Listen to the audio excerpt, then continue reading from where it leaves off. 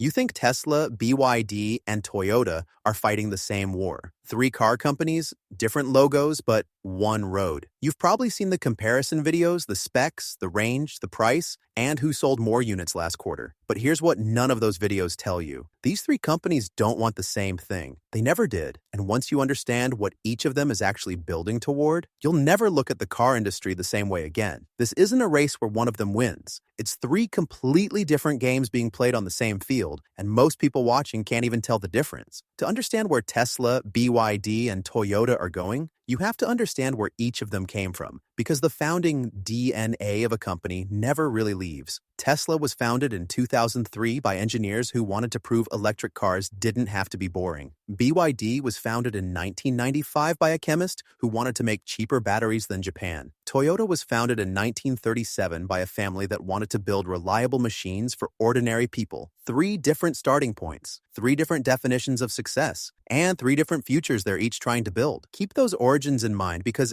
everything that follows makes a lot more sense when you remember them. Part 1. What they actually are. Tesla calls itself a car company, but spend 5 minutes looking at how it actually makes money and what it's actually investing in, and that label stops making sense very quickly. Tesla's most valuable product isn't the Model 3 or the Model Y. It's the software running inside those cars. Full self-driving, whether you think it works or not, is a subscription. Energy storage through Powerwall and Megapack is a separate business growing faster than the cars themselves. The supercharger network is infrastructure, not automotive. And the data collected from every Tesla on the road right now is feeding an AI training operation that has nothing to do with selling vehicles. Elon Musk has said publicly that he believes autonomy will make every other car company irrelevant, not because Tesla will sell more cars, but because a self-driving Tesla can operate as a robo-taxi, generating revenue around the clock without a human driver. In that future, the number of cars you manufacture matters far less than the software and network you control. Tesla is not trying to be the biggest car company. It is trying to make the car company model itself obsolete and then be the only one left standing on the other side. This is why Tesla doesn't advertise. Traditional car companies spend billions on ads because they need to move units. Tesla is building a brand that functions like Apple people don't need to be advertised at. They already want in. The car is the entry point into an ecosystem, not the product itself.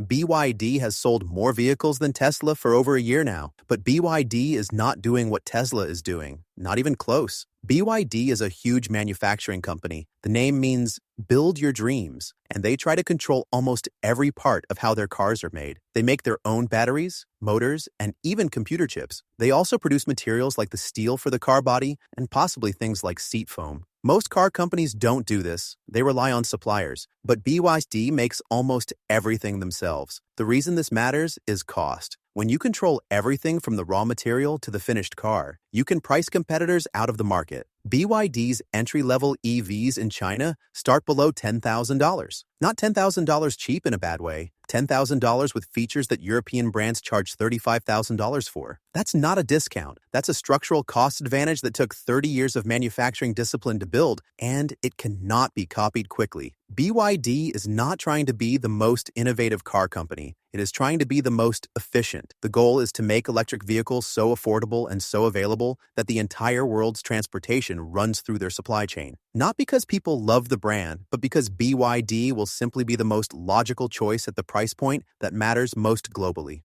Toyota sold 11.2 million vehicles in 2023, more than any other automaker on Earth for the second year in a row. And yet, if you follow automotive media, you'd think Toyota is behind. Too slow on EVs, too cautious, and too old-fashioned. Toyota would tell you that's exactly where they want you to think they are. Toyota has spent decades studying what actually happens when new technology enters mass markets. Not what should happen, what actually happens. And what they observed is that transitions take longer than anyone predicts. Infrastructure doesn't appear overnight, and the companies that move fastest aren't always the ones that survive. Toyota's bet on hybrids, a bet most of the industry dismissed 10 years ago, turned out to be one of the most profitable automotive decisions of the modern era. The Prius alone changed how the world thought about fuel efficiency. And today, as pure EV adoption slows on key markets, Toyota's hybrid lineup is selling faster than they can build them. Toyota is not anti-EV. They have solid-state battery technology in development that, if it works at scale, will make current lithium-ion packs look primitive. But they're not rushing it, because Toyota's philosophy,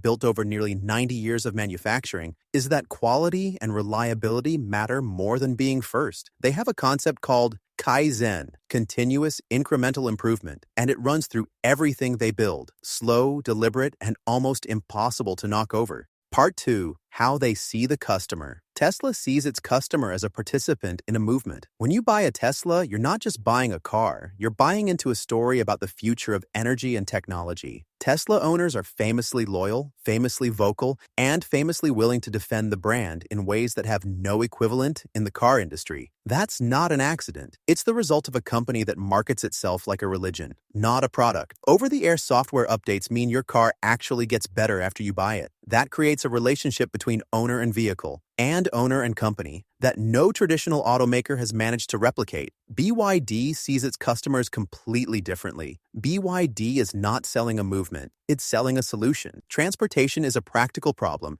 You need to get from A to B reliably and affordably. BYD's answer to that problem is, here is the best vehicle at the lowest possible cost. There is no lifestyle attached, no community, no story about saving the planet. Just an extremely well-built, extremely affordable machine that does what a car is supposed to do. In markets like Southeast Asia, Latin America, and Africa, where the average buyer cannot spend $40,000 on a car, that positioning is not a weakness. It is the entire strategy. Toyota's customer relationship is built on trust accumulated over generations. There are families who have bought nothing but Toyota for 30 or 40 years across 3 generations of the same household. That trust wasn't earned through innovation. It was earned through consistency. Toyota vehicles start, they run, they don't surprise you in bad ways. In a world where cars are becoming increasingly complex software platforms that can fail in increasingly unpredictable ways, Toyota's boring reliability is becoming a competitive advantage again. Because not everyone wants their car to receive software updates. Some people just want it to work. Part 3, what they're betting on. Tesla's biggest bet is that full autonomy arrives, and arrives soon enough that the company's current valuation makes sense. Without autonomy, Tesla is a premium EV brand with impressive software and a great charging network. Valuable, but not world-changing. With autonomy, and with a fleet of self-driving cars that owners can send out as robo-taxis while they sleep, Tesla becomes something closer to a utility company than a car company. The bet is enormous. The timeline is uncertain, but the architecture of everything Tesla is building right now only fully makes sense if you believe autonomy is coming.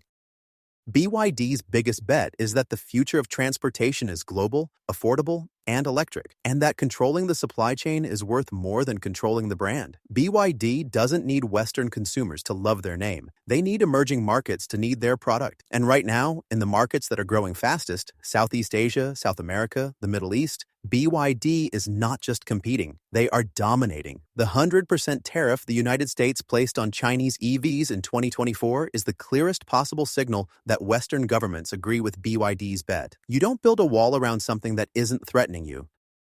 Toyota's biggest bet is that the energy transition will be messier and slower than the EV-only crowd is predicting, and that a company with the manufacturing scale, the reliability reputation, and the hybrid technology to bridge the gap will come out stronger on the other side. If charging infrastructure doesn't scale fast enough, if grid capacity can't support full electrification, if solid-state batteries deliver on their promise and make current EVs obsolete, in any of those scenarios, Toyota's patient, diversified approach doesn't look cautious, it looks prescient. Part 4, where they're vulnerable. Every strategy has a weakness. Tesla's is execution. The gap between what Musk announces and what actually ships has become a running joke, and a legitimate concern. Full self-driving has been 1 year away for nearly a decade. The Cybertruck launched years late and shipped with quality issues. Tesla's valuation is built on a future that has to keep arriving just slightly beyond reach to remain credible. If autonomy doesn't arrive or a competitor arrives there first, the entire logic of Tesla's premium collapses quickly. BYD's vulnerability is perceived in the West. Despite building vehicles that independent reviewers consistently rate as excellent, BYD still carries the weight of the Made in China stigma in European and North American markets. Brand trust takes decades to build. BYD has the product, they have the price, they have the technology. What they don't yet have is the emotional buy-in of Western consumers who still associate Chinese manufacturing with cheap and disposable. That gap is closing, but slowly. Toyota's vulnerability is the scenario where the EV transition moves faster than they planned for. If battery costs fall dramatically, if charging infrastructure scales ahead of schedule, if consumer demand for hybrids collapses in favor of full EVs, Toyota's deliberate pace stops being wise and starts being delayed. The company has been public about the fact that they got some of their EV projections wrong. Their current acceleration in battery development suggests they know. The window for their hedging strategy isn't unlimited. So here's where we actually land.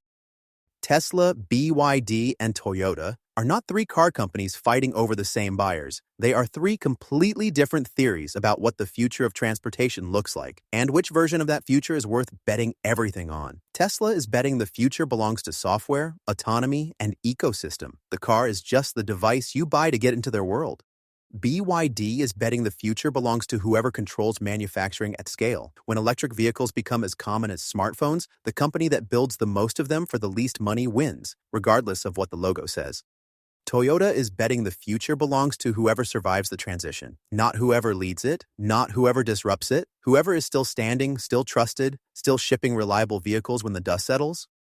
Three bets, three completely different definitions of winning, and here's the uncomfortable truth: any one of them could be right. The future of transportation probably has room for all three strategies to succeed, just in different places for different people for different reasons. The comparison videos are asking the wrong question. It's not Tesla or BYD or Toyota. It's which version of the future do you think actually shows up, and which company built themselves to thrive in it? That's not a question anyone can answer today. But now, at least, you know what question is actually being asked. If this video changed the way you think about what's happening in the car industry, not the specs, not the sales numbers, but the actual strategies behind the brands, subscribe, because that's what this channel does. We don't do comparison videos. We do the thing underneath the comparison.